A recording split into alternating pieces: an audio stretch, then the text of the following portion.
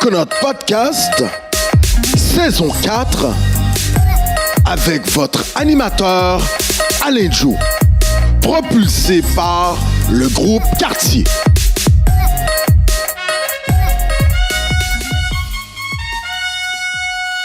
Mesdames, Messieurs, bonjour, Koué.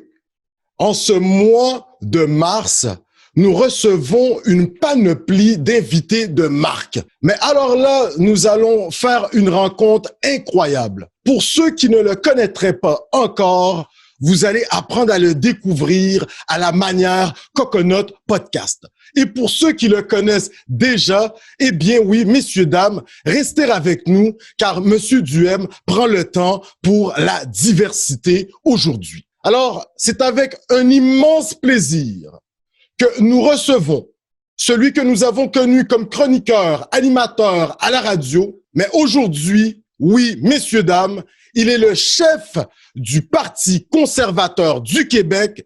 C'est avec honneur et respect que nous recevons à l'émission Monsieur Éric Duhem. Monsieur Duhem. Bonsoir. Comment ça va? Ben, ça va très bien. Écoutez, c'est un marathon à faire de la politique. Là, je suis en plein milieu de mon marathon et je continue mes efforts, mais ça va, honnêtement, ça va bien au-delà de mes espoirs parce que moi, j'avais pas planifié du tout revenir en politique. Hein. Ça faisait pas partie de mes plans. J'étais bien d'être derrière un micro comme vous. Je peux dire tout ce que je pensais. J'avais la liberté d'expression. Mais est arrivé une crise il y a 2 ans qui m'a un peu bouleversé. Puis j'ai vu que l'échiquier politique, il n'y avait plus personne qui parlait en mon nom. Je me suis dit, ben, quand il n'y a personne qui parle en ton nom, ça veut dire que c'est le temps que tu sautes sur la patinoire puis que tu te retrousses les manches puis tu le fasses toi-même. Alors, mon côté entrepreneur a décidé de partir dans une grande aventure. Puis je me suis rendu compte que j'étais peut-être pas tout seul au Québec parce que quand j'ai commencé, j'ai annoncé que je voulais me présenter à la direction du Parti conservateur du Québec. Il y avait 500 membres conservateurs. Puis aujourd'hui, on a dépassé le 53 000 membres. Donc, il y a eu comme une espèce d'engouement dans la dernière année. Et je pense que c'est pas étranger là, au désespoir chez plusieurs gens qui ont eu l'impression d'avoir été sacrifiés par les mesures sanitaires depuis 2 ans. Puis moi, je veux redonner espoir à ces gens-là. Donc, vous, depuis le 17 avril 2021, vous êtes le chef du Parti conservateur du Québec et depuis lors, écoutez, on vous voit sur les grandes tribunes, un peu partout dans les médias, sur le terrain. Vous avez des candidates que vous nous avez annoncées. Donc, il y a se présente Madame Casabonne, entre autres. Donc, vous faites du porte-à-porte exactement à Longueuil. Écoutez, Monsieur Duhem, sur le plan personnel, comment ça s'est orchestré pour vous les 2 dernières années avec ce marathon là? On est chef, mais vous, comment vous avez pris soin de vous? On vous écoute. La première chose quand tu veux aller faire de la politique, c'est que la famille soit là parce que tu sais, il faut que moi j'ai mon cocon là, c'est mon chien, mon chat puis mon chum là, c'est mon univers immédiat. Donc c'était important que mon conjoint soit d'accord avec ma décision. Au début, il était pas du tout sympathique à ça parce que quand je l'ai rencontré, moi j'avais déjà fait de la politique comme conseiller politique, j'avais même été candidat mais j'avais pas été élu. Puis il savait que j'avais c'était avec la DQ là, avec l'Action démocratique de Mario Dumont. Et donc quand je l'ai rencontré, j'étais déjà rendu dans les médias, puis il m'a dit garde, moi ça me dérange pas qu'on ait un plan de vie ensemble, mais la politique, moi ça fait vraiment pas partie de mon univers, puis je veux pas que tu fasses de politique. J'avais dit ben non, pas de danger. La politique dans ma vie, elle se conjugue au passé, pas au futur. Donc j'étais convaincu que moi j'allais finir ma carrière dans les médias. Mais tu sais, la vie, il y a eu un appel et là, j'ai réussi à convaincre mon conjoint. Donc ça a été la chose la plus importante parce que je pense qu'on peut pas laisser sa famille de côté puis ses proches de côté pour la politique. La politique en vaut la peine, mais pas à ce point-là. Avant de servir les autres, il faut être bien chez soi. Puis c'était pour moi, c'était fondamental que je sois bien avec mon conjoint là dans cette décision-là puis qu'on la prenne ensemble.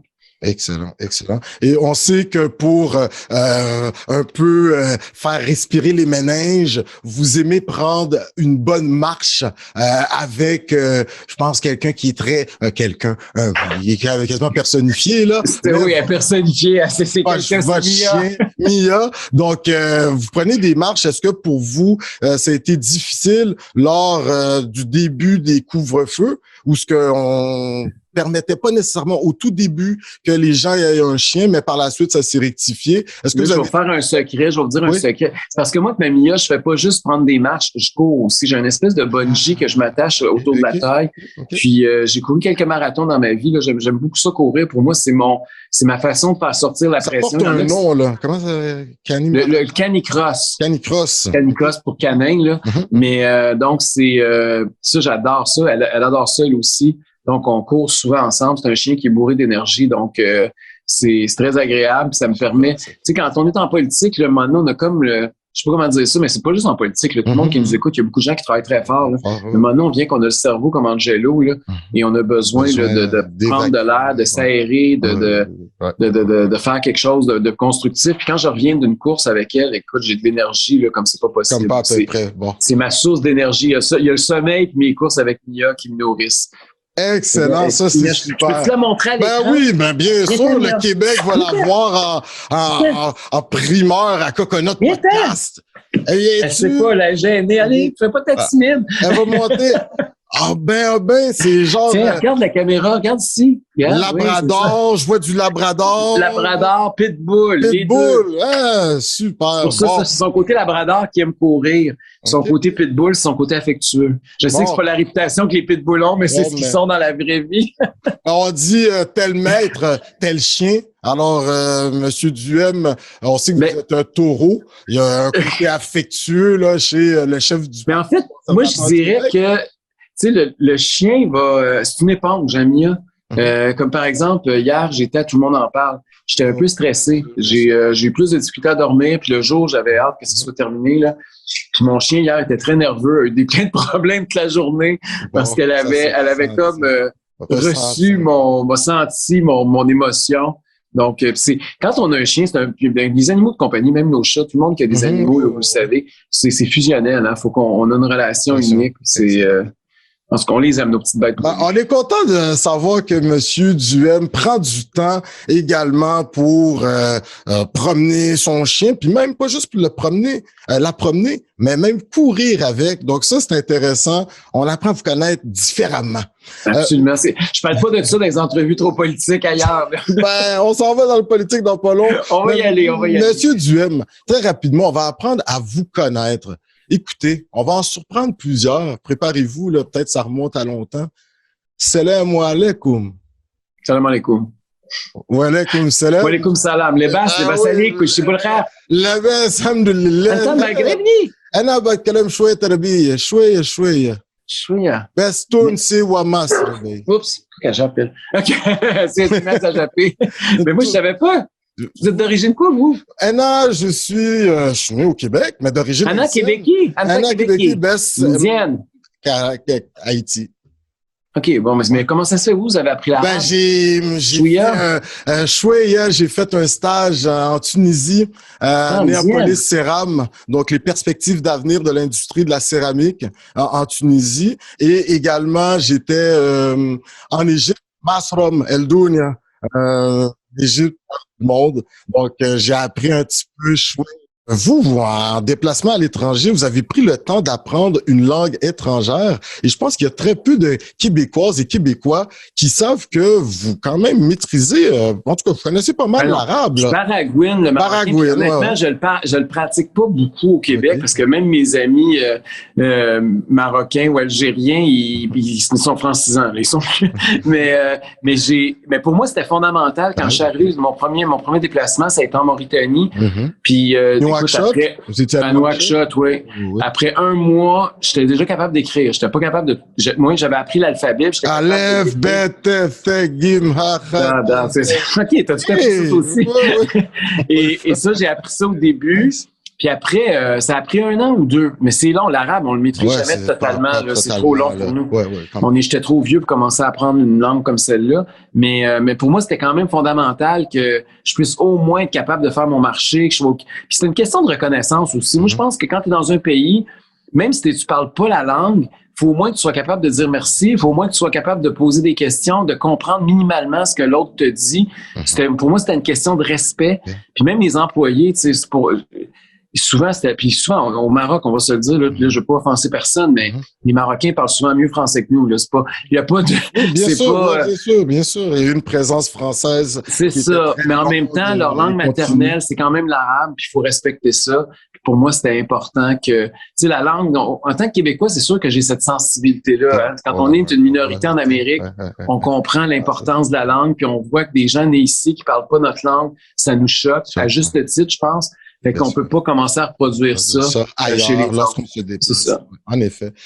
Là, très rapidement, vous avez tout un parcours, Monsieur Duhem, Ben oui. qui vous prépare au poste de Premier ministre du Québec pour bien des gens. Vous avez un baccalauréat en sciences politiques. Oui. Vous êtes un petit gars de Montréal, mais vous avez grandi à Laval. Puis là, j'ai grandi à Laval. Il y a quelque chose d'intéressant. En grandissant à Laval, vous allez dans l'est de Laval, dans l'ouest? J'étais à Vimont, en fait. Vimont. Je suis né à Chemédé, mais j'ai grandi à Vimont, dans le Cité de la Santé. Là, vous connaissez Odyssée des jeunes, Horizon Jeunesse, Collège Laval, vous étiez? Oui, oui. Non, moi, je suis allé, premièrement, mon primaire, j'étais allé à Duvernay, je l'ai fait en partie. En fait, j'ai commencé à Chemédé, mais après ça, rapidement, j'ai transféré à Val-des-Arbres, dans Duvernay, parce qu'à Vimont, on n'avait pas d'école. L'école à Vimont était trop petite, fait qu'ils nous envoyaient en autobus à Duvernay. Et après ça, je suis allé au privé. Mes parents, c'était pas des bourgeois, mais mes parents, ma mère était chauffeur d'autobus, mon père était ferblantier, mais ils avaient investi beaucoup dans mon éducation. Mes parents ont toujours pensé que j'étais un enfant unique. J'ai la chance d'avoir des parents qui ont investi dans mon éducation. Puis ils m'ont envoyé au Collège Saint-Sacrement à Terrebonne. Oui, c'est une des très, très, très bonnes écoles privées qu'on connaît sur la Couronne Nord, entre autres. J'ai fait mon secondaire à Terrebonne. Fait que je voyageais soir et matin. Mais c'est ça, j'ai grandi à Laval. Puis j'ai étudié. Après ça, j'ai été à l'Université à Montréal. Évidemment, à l'Université de Montréal, j'ai fait mes sciences politiques. Puis après ça, j'ai fait ma maîtrise en administration publique à Montréal aussi. Incroyable. Et là, par la suite, une carrière en politique. Vous allez conseiller plusieurs grands hommes politiques, entre autres Monsieur Gauthier, Monsieur Duceppe et Monsieur Stockwell-Day dans l'Alliance canadienne. Donc, vous avez toute une expérience là sur la colline parlementaire, entre autres également. La Confédération, connaissez-vous? L'édifice de la Confédération? Ben oui, j'ai travaillé dans l'édifice de la Confédération. Intéressant, ça. On avait fait un petit passage, nous aussi, à l'époque, à la Confédération. Donc là, vous avez quand même tout un bagage politique. Vous avez vous-même été conseiller de Monsieur Mario Dumont. Vous avez même partagé un micro avec lui à une certaine époque. Oui, absolument. Ça, c'est du bagage. Vous avez été candidat, on l'a dit tantôt, à Deux-Montagnes. Puis là, vous faites toute cette carrière dans les médias qui va des fois un peu, on a cette liberté d'expression, on y arrive dans quelques instants, mais tout de même, vous allez être chroniqueur au Journal de Montréal, de Québec, vous allez être à Sun Média, 98.5, FM 93, Radio X, pour ceux qui étaient à Québec. Moi, j'ai étudié à l'Université Laval. Donc, tu connais bien Radio X, puis 93, FM 93. Monsieur Filion, bon, on a connu un peu l'équipe à l'époque. On a fait sciences politiques à l'Université Laval, donc on vous suivait un peu. Puis là, Monsieur Duhem, écoutez, avant de finir votre superbe parcours en tant que carrière, là, 4 essais sociopolitiques. Puis même une 5e autobiographie. Là, qui vient juste d'être publiée. Là.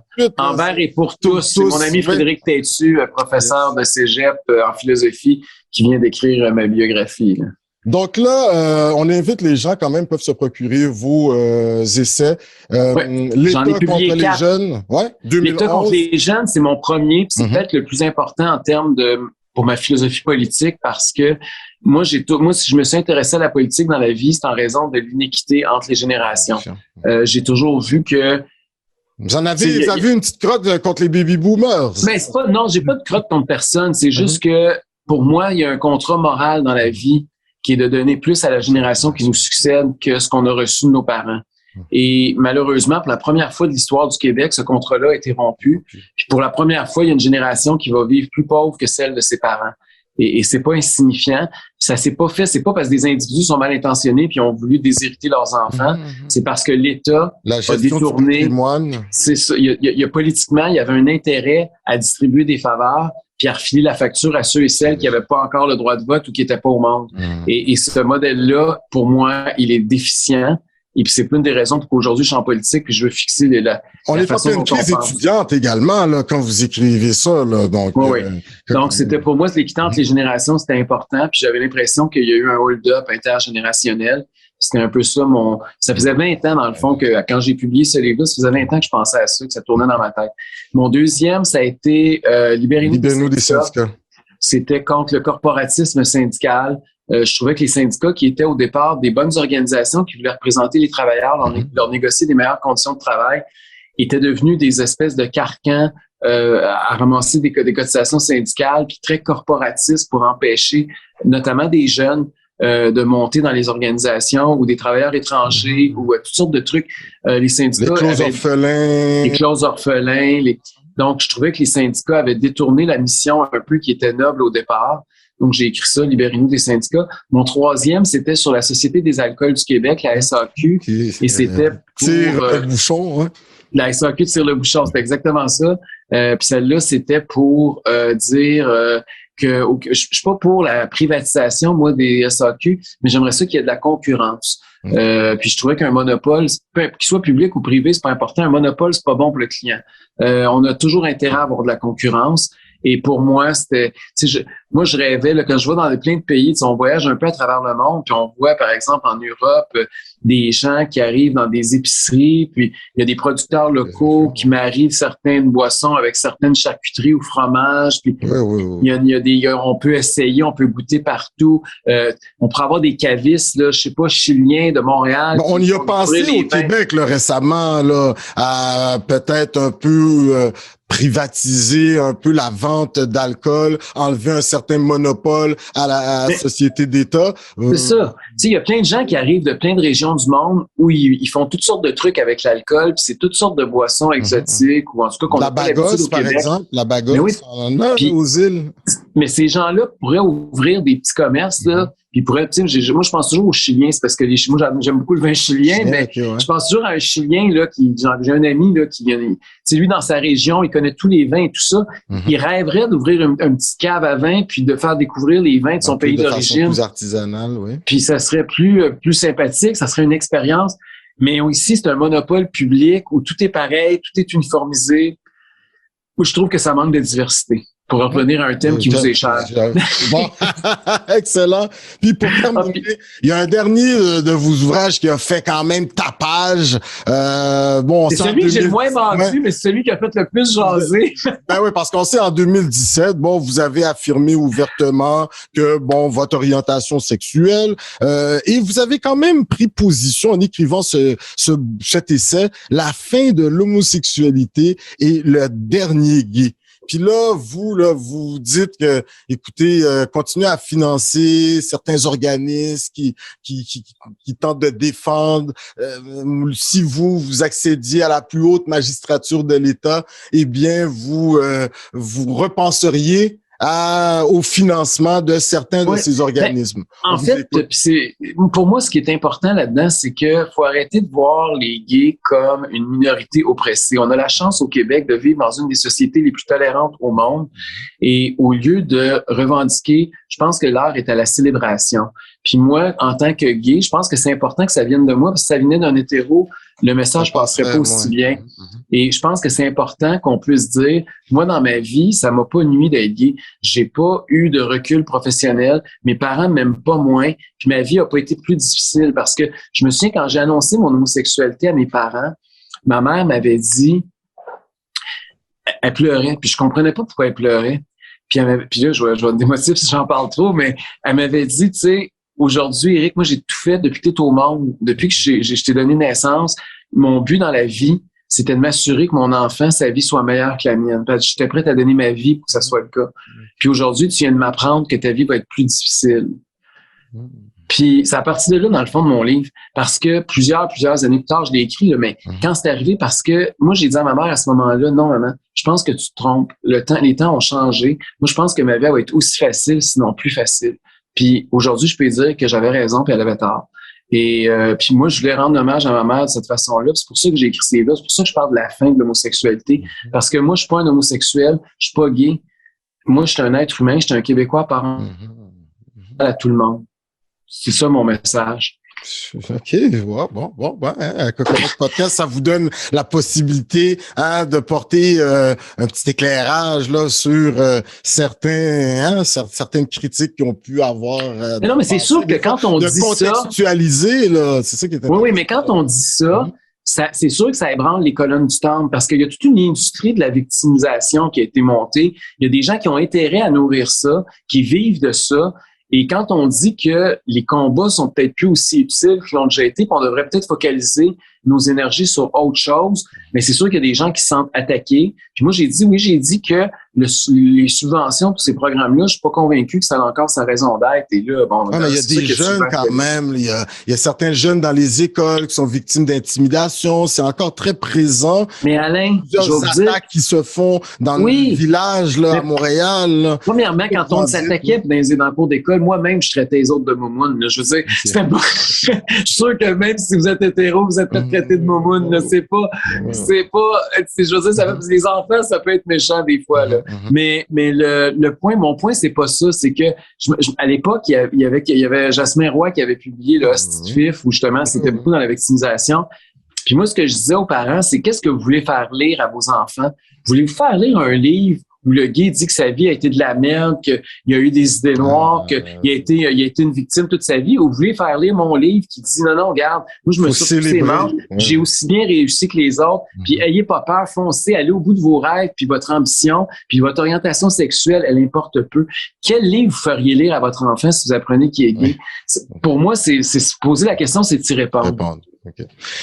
Vous étiez à Tout le monde en parle. Il y avait un documentariste qui a fait une intervention à un certain moment, qui s'est peut-être un peu étonné d'apprendre votre orientation. Ouais. Il a fait un genre d'amalgame disant que vous seriez étonné, Monsieur Duhem, lorsque certains de vos membres vont apprendre que peut-être votre orientation, est-ce que vous êtes sûr que vous allez pouvoir faire tout ce monde-là s'asseoir autour d'une table, puis eux autres, est-ce qu'ils vont pas être réfractaires un peu à l'égard de leur chef? Pourtant, on sent que les dons, ça va super bien au Parti conservateur, 2 millions de dollars d'amassés, 53 000, un peu plus, là, mais 53 000 membres, et puis ça continue à monter. Est-ce que vous avez ressenti ça ou... Non, mais c'est ça qui est bizarre. Hein. Je sais pas le premier, là, puis j'en tiens pas rigueur, là, parce que on a ce mythe, il y a une espèce de mythe que quand on est à droite, on est raciste, sexiste, homophobe, puis pour moi, c'est pas ça. Pour moi, être à droite, ça veut dire moins d'intervention de l'État dans nos vies, plus de liberté. Et je voyais pas le lien. Mais puis si les gens sont homophobes à droite, ben ça serait la première fois dans l'histoire de l'humanité que les homophobes votent pour un gay. Voyons donc, c'est la preuve par 1000 que ça n'a pas rapport. Donc c'est ce que j'espère, puis ça va.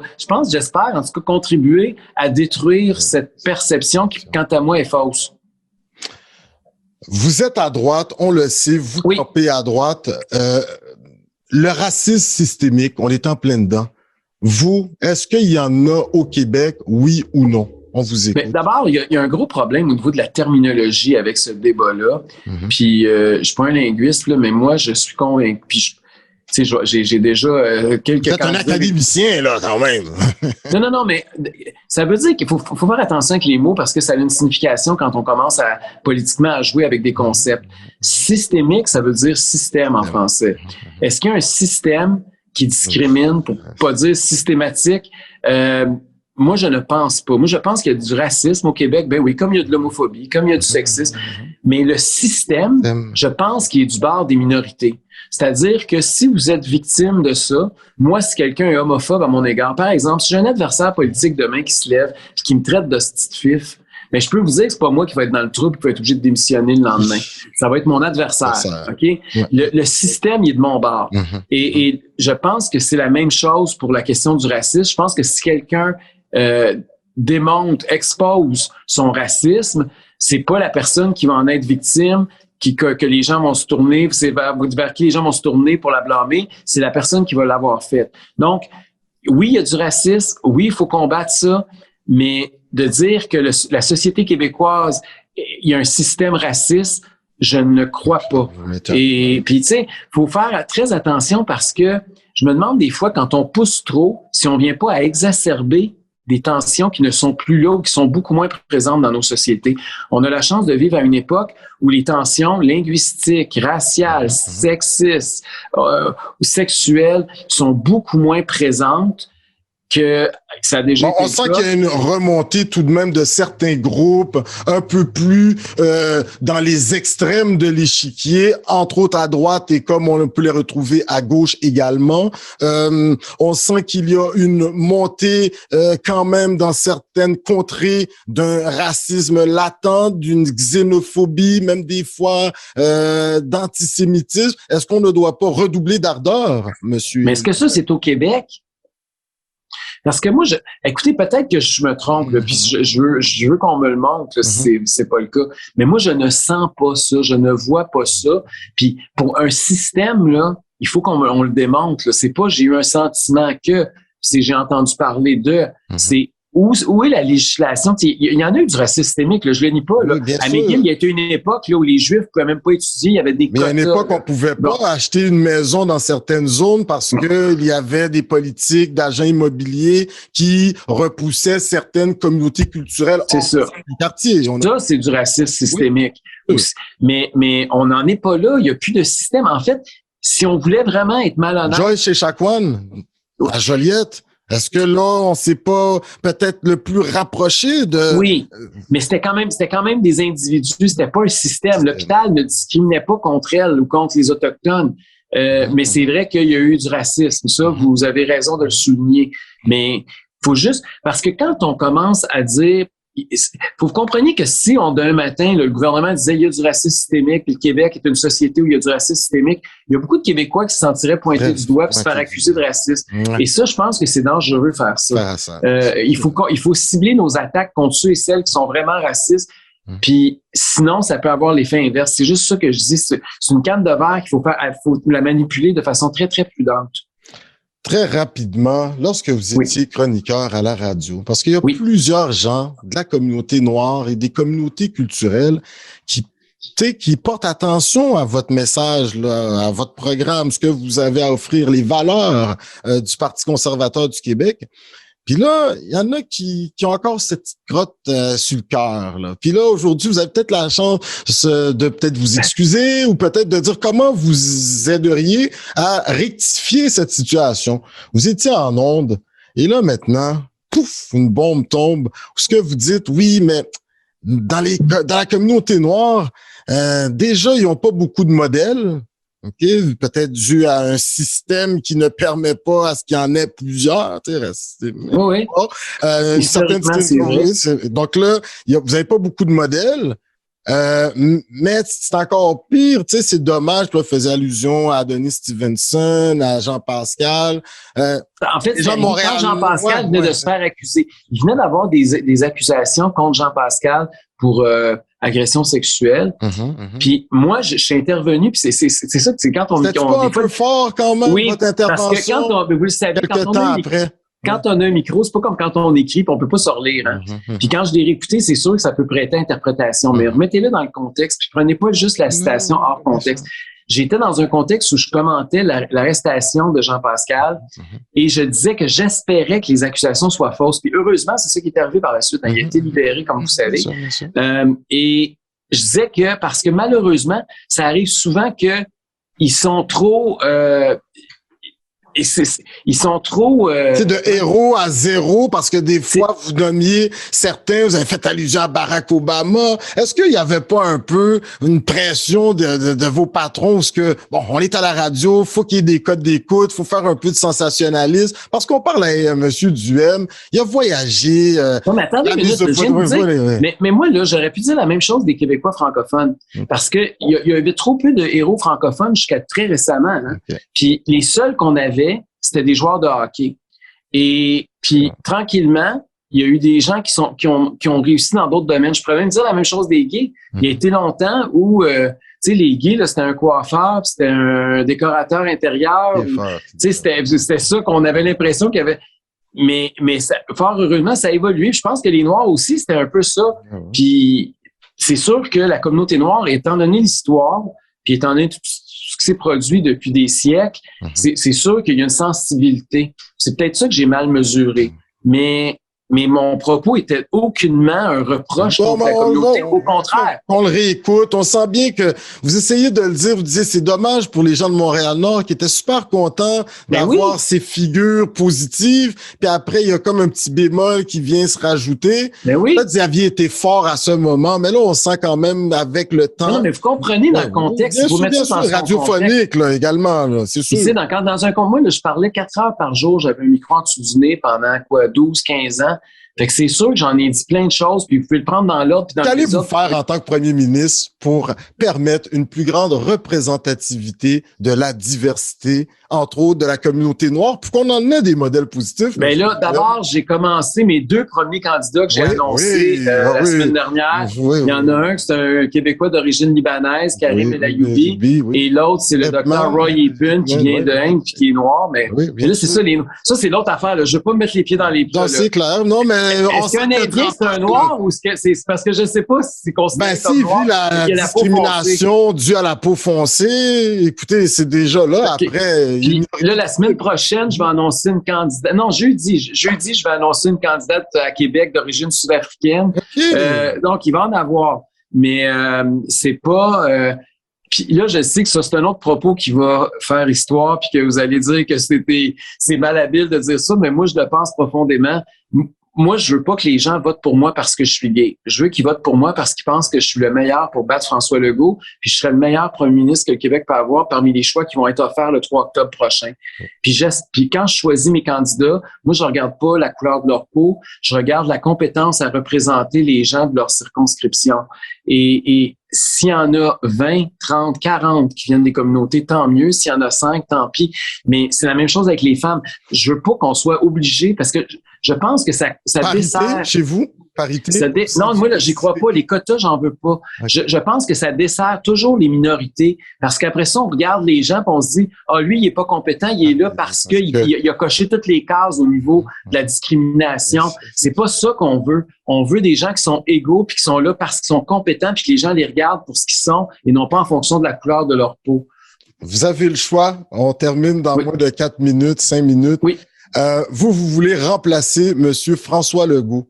Oui. On va terminer avec la vaccination à la toute fin de l'entrevue parce que il nous paraît à Coconut Podcast que vous n'avez pas eu nécessairement la chance de pouvoir étaler votre programme / vos valeurs au Parti conservateur afin que les auditrices et auditeurs aient quand même une idée intéressante de ce que vous leur offrez. Alors, les 2 prochaines minutes sont à vous, Monsieur Duhem.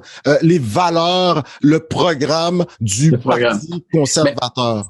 D'abord, je veux vous dire que la prochaine élection, on va beaucoup parler des 2 dernières années parce qu'on a été confinés, on a vécu collectivement un traumatisme important, peut-être l'événement le plus important dans notre vie, là, au niveau de nos libertés individuelles, au niveau de notre socialisation, même au niveau économique pour certains. Et moi, je pense que il faut tirer des leçons de ça. Là. Moi, je veux pas juste qu'on juge le bilan, mais je veux aussi qu'on regarde pour l'avenir comment on peut éviter qu'une situation comme celle-là se reproduise. Qu'est-ce qu'on peut faire politiquement pour éviter ça? Et pour moi, la solution, c'est le système de santé, évidemment, parce que on est obligé de se confiner plus que partout ailleurs sur le continent, parce que notre système de santé était plus inefficace que partout ailleurs sur le continent. Et pour nous, au Parti conservateur du Québec, il y a principalement 3 axes qu'on veut. La première chose, on veut que le système soit beaucoup plus décentralisé. On veut que les décisions se prennent dans les hôpitaux. On veut que le personnel se parle entre eux. Est-ce qu'on va vous parler de PPP, partenariat public-privé? Il me semble qu'à une époque, il y a une dizaine d'années, on l'a quand même beaucoup entendu parler. Est-ce qu'on retourne vers... on veut pas du partenariat public-privé. Ce qu'on veut, c'est d'abord de la concurrence. Moi, je suis quelqu'un qui croit à la concurrence. Moi, je pense que si vous aviez le monopole du micro, vous seriez moins bon que si vous avez de la concurrence qui vous oblige à vous améliorer. Et la troisième chose, c'est d'additionner la contribution du privé dans le sens où si l'État, là, moi je on paye tous collectivement pour une assurance maladie. On paye 1 milliard de dollars par semaine au Québec et on n'en a pas pour notre argent. Moi je dis, on paye une assurance, mais le gouvernement n'est pas obligé, notre assureur, il n'est pas obligé de nous fournir le bien puis de le produire lui-même. Moi, si après un délai raisonnable, on n'est pas capable de m'offrir les soins pour lesquels j'ai payé une assurance via mes taxes et mes impôts, mais il faut que j'aie le droit d'aller dans le secteur privé, puis c'est mon assurance publique qui va me payer.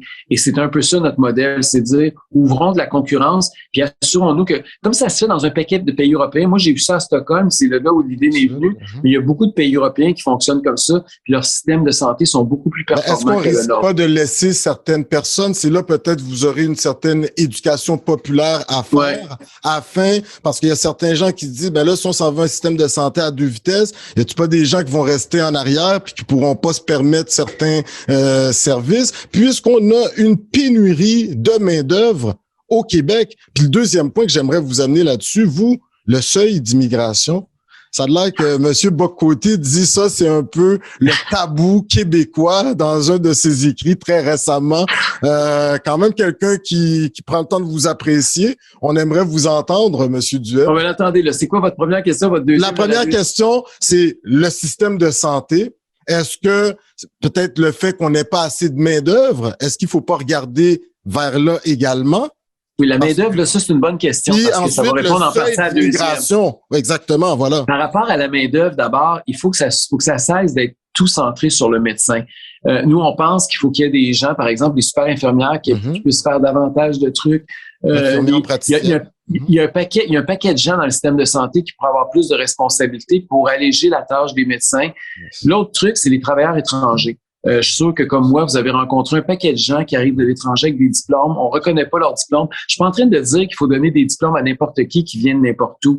Mais je suis en train de dire on peut leur faire passer un test pour voir s'ils sont à niveau. Sinon, on peut leur faire une propédeutique. Mais il faut que ces gens-là, c'est pas normal qu'un médecin conduise un taxi à Montréal. Là. Et donc, je pense que ça, il y a quelque chose. Tantôt, je vous ai parlé du corporatisme syndical. Là. Le Collège des médecins est pas si mal là-dedans aussi. Là. Donc, il faut qu'on puisse permettre à des gens d'intégrer ces emplois-là, puis ça va augmenter la main-d'œuvre. Oui. Bon, pour ce qui est des seuils d'immigration, je dois vous avouer que moi, je suis dans un parti démocratique. On s'est réunis à 800 membres au mois de novembre dernier pour adopter notre programme. Moi, j'avais proposé que les seuils d'immigration soient en fonction du marché de l'emploi. C'est-à-dire que quand on est en pénurie de main-d'œuvre, on augmente les seuils d'immigration et quand il y a un chômage très élevé, on les diminue. Parce que pour moi, une immigration réussie, c'est l'immigrant qui travaille. C'est gagnant pour lui, puis c'est gagnant pour sa société. Là, c'est quasiment le plein emploi au Québec. On a un taux de chômage de 3,5%. Donc, ça voudrait dire qu'il faudrait augmenter les seuils. Ben oui, là, ils sont à 50 000, puis là, notre gouvernement actuel tervergissait. Comme je viens de vous dire, malheureusement, mais pas malheureusement, parce que on vit dans la démocratie, on est bons joueurs, mais ça a été battu. Ma proposition a été battue par mes membres en congrès. Okay. Donc c'est la démocratie, là, chez vous. Eux, ils ont voté pour la même proposition que la CAQ. Ils veulent les réduire. Donc, l'idée, en tout cas, là, puis ils ont raison sur une chose, par exemple. Ça, c'est une autre affaire qu'il faut faire attention. Là. Au Québec, là, j'aime pas quand on accuse les gens qui veulent réduire les seuils d'immigration d'être racistes parce que vous regardez les seuils d'immigration en France ou même aux États-Unis qu'on considère comme des sociétés multiculturelles puis ouvertes sur le monde, leurs seuils d'immigration sont beaucoup plus bas que ceux qu'on a au Québec. Donc, c'est pas vrai que le Québec est une société... On a failli d'avoir beaucoup de bris de services dans même ce qu'on appelle les services essentiels dus à une pénurie flagrante de main-d'œuvre, même pour les services dans nos épiceries ou autres. Par moment, la main-d'œuvre manquait.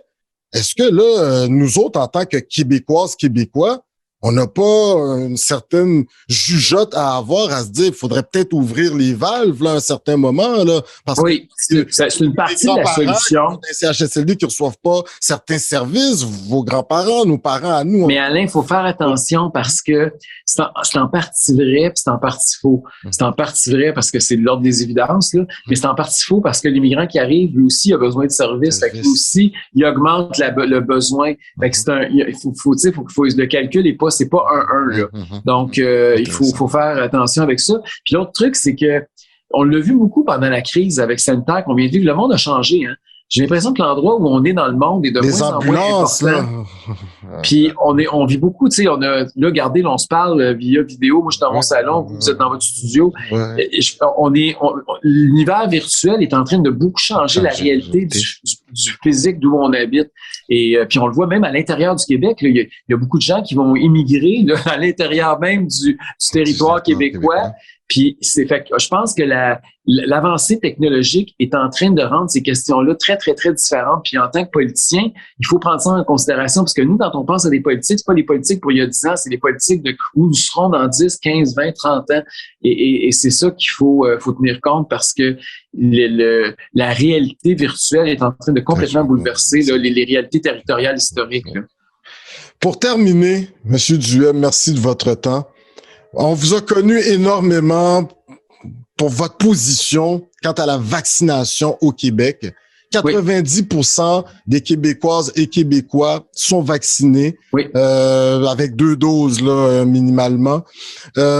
Vous-même, on apprenait que vous-même, vous avez été vacciné avec monsieur. Moi, je suis double vacciné, puis en plus, je l'ai attrapé dans le temps des fêtes. Fait que je suis mieux que triplement vacciné. Là, selon les anticorps sont dans le plafond. Okay. Puis là, beaucoup vous ont reproché en disant vous avez trouvé le restaurant qui servait les meilleurs plats en ville, la double vaccination, mais vous n'étiez pas prêt à recommander ce restaurant au plus grand nombre. Et plusieurs ont dit vous vouliez vous garder un peu votre vaccination comme état de fait. On vous écoute là parce qu'ils disent que la vaccination d'abord. Vous ne faisiez pas la promotion auprès du grand nombre. C'est un peu ça qui vous a été reproché. Non, ça m'a été reproché, mais la réalité c'est que moi je suis en faveur de la liberté de choix. Moi, je considère que chaque individu est libre, puis il peut faire un choix libre et éclairé de ce qu'il veut se faire injecter dans le corps ou non. Puis on peut Puis c'est pas un politicien de vous dire qu'est-ce que vous devez faire injecter ou pas. C'est à un médecin. Si vous avez besoin d'un avis scientifique, demandez pas à un comptable, premier ministre, demandez à votre médecin.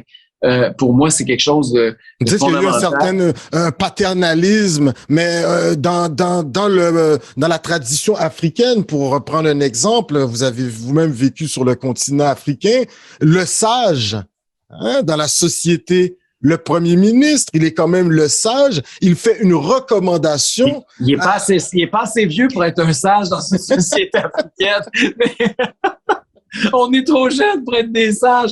Mais, intéressant. Ce que je veux dire, c'est que puis d'ailleurs, c'est dangereux de commencer à discriminer les gens basé sur leur statut vaccinal. Puis je veux parler aux gens de la diversité et des minorités, là, parce que quand on commence à jouer à ce jeu-là avec une minorité, vous savez l'impact que ça peut avoir. J'ai vu des commentateurs prendre la carte de Montréal et montrer par quartier où le taux de vaccination était le plus faible, puis commencer à pointer du doigt des communautés culturelles. C'est très dangereux, le jouer à ce jeu-là. Là. Oui, mais beaucoup d'entre ces gens travaillaient dans les réseaux de la santé, puis étaient impactés énormément également. Là. Mais c'est parce que vous savez, chaque communauté a sa réalité historique. Il y a des communautés qui, pour des raisons diverses, ont plus de réticence par rapport à la vaccination. Et ça, là, il faut respecter ça. Je vais vous donner un exemple très concret. Je suis allé sur une réserve autochtone dans une région du Québec. Là, je ne vais pas la nommer pour pas la pointer du doigt moi-même.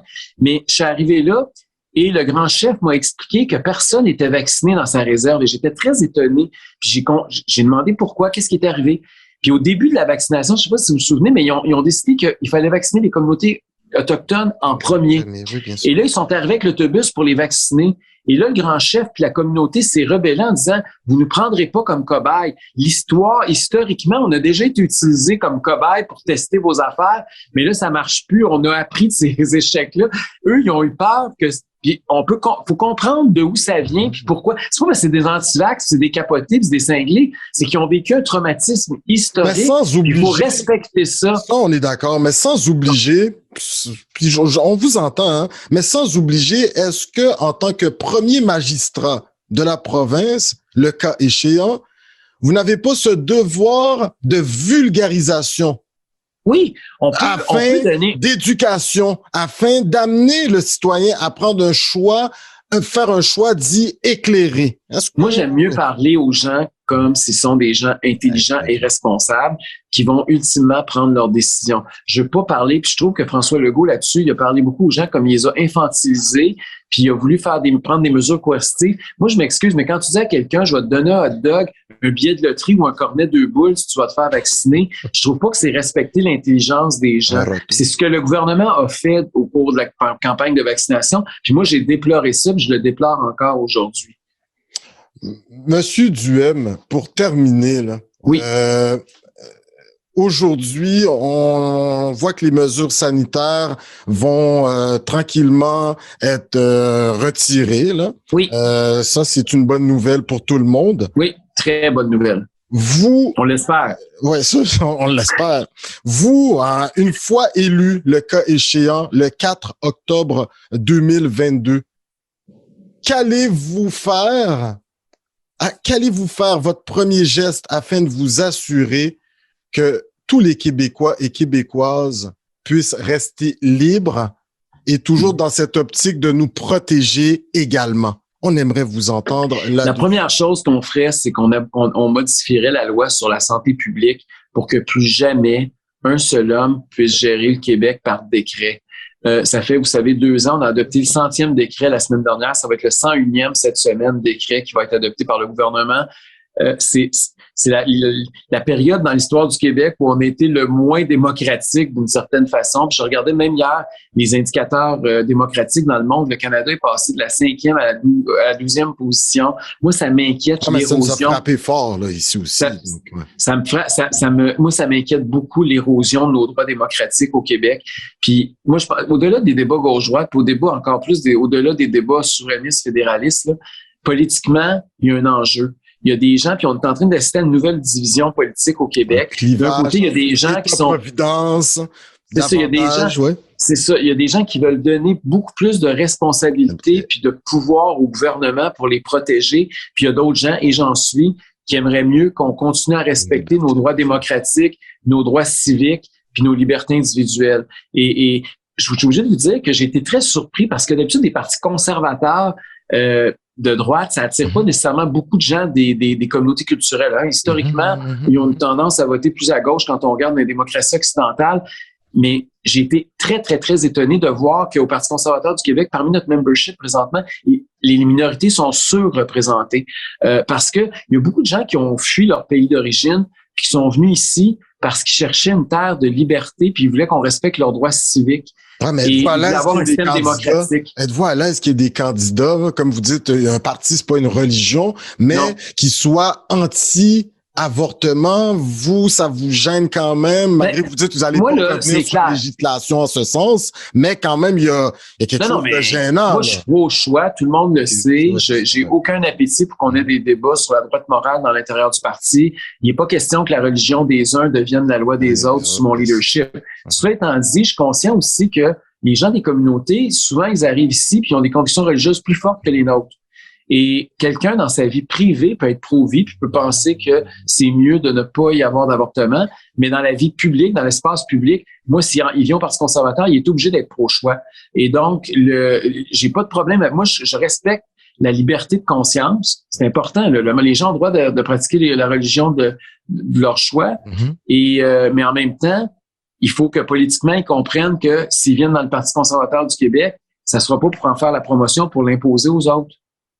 Donc, dans le Parti conservateur du Québec, à l'Assemblée nationale, on va avoir un whip, là.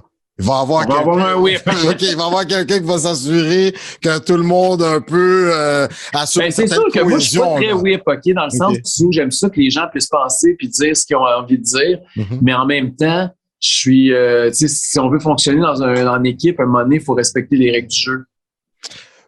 Le mot de la fin, vos remerciements. Pourquoi les Québécoises et Québécois devraient opter pour le Parti conservateur du Québec? Les 30 dernières secondes sont à vous. La francophonie vous écoute aussi loin que Nouakchott, en Irak, à Bagdad. Hein, on a des francophones là-bas également. Puis pourquoi pas À Rabat, au Maroc. Moi, j'ai À Rabat, au Maroc. Ah ouais, donc, allez, on vous écoute, la parole. Mais moi, je pense qu'il faut voter pour le Parti conservateur du Québec parce que on a vécu quelque chose de grave.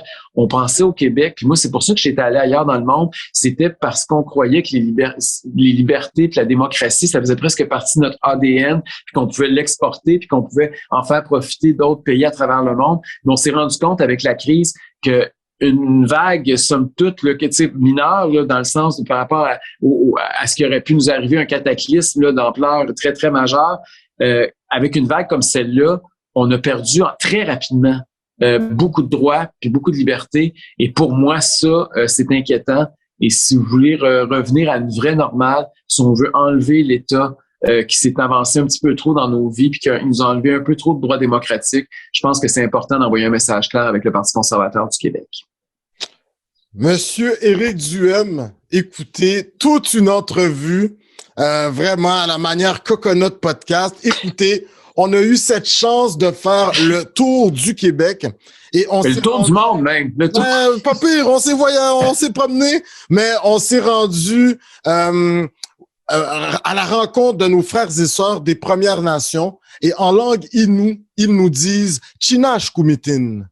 Par la suite, on s'est rendu chez les Algonquins. En langue algonquine, ils nous disent « Miigwech ». Par la suite, on a pris notre sac à dos. Nous autres, on se promène là, au Québec. On s'est rendu dans la région d'Odanak, Victoriaville, Drummondville. Ils vous disent « Oh, Léone ». Les Mi'kmaq, vers les îles de la Madeleine, dans ces coins-là, ils nous disent « Wellaline ». Puis là, on s'en va à Québec. Vous devez habiter à Québec là par moment, beaucoup dans l'année. On a les Hurons-Wendat, Loretteville, dans ces coins-là. Oui. Ils nous disent « Teawek ». Et pour terminer, nous autres, on est à Montréal, puis nos frères et sœurs des Premières Nations, ils nous disent « Niawen ». Tout ça pour vous dire merci. En créole, d'origine haïtienne, on enlève le R et on dit « merci, merci, merci ». Et puis, vous avez vécu, vous avez appris la langue arabe. On va Shukran. Un gros shukran, aishk en tunisien. Vraiment, merci beaucoup. Et puis, prenez soin de vous. Continuez vos petites randonnées. C'est un grand plaisir. Je vais aller courir avec Mia pour faire passer l'air. Merci beaucoup. À la prochaine. Merci. Alors, messieurs, dames, nous étions, oui, avec ce grand ténor de la politique québécoise qui n'a pas peur d'aller dans les coins de bande et vraiment de faire changer certaines des idées déjà reçues. Nous venons de recevoir le chef du Parti conservateur du Québec à Coconut Podcast. Je vous invite à le suivre sur le www.conservateur.québec. Vous avez la chance de naviguer sur leur page Internet. Autrement, sur Twitter, comme j'aime bien le dire, vous gagnez à le connaître et surtout à suivre, oui, ces différentes sorties publiques. Sur ce, messieurs, dames, on se voit pour une prochaine entrevue sur les ondes de Coconut Podcast. Merci, Niawen, au revoir!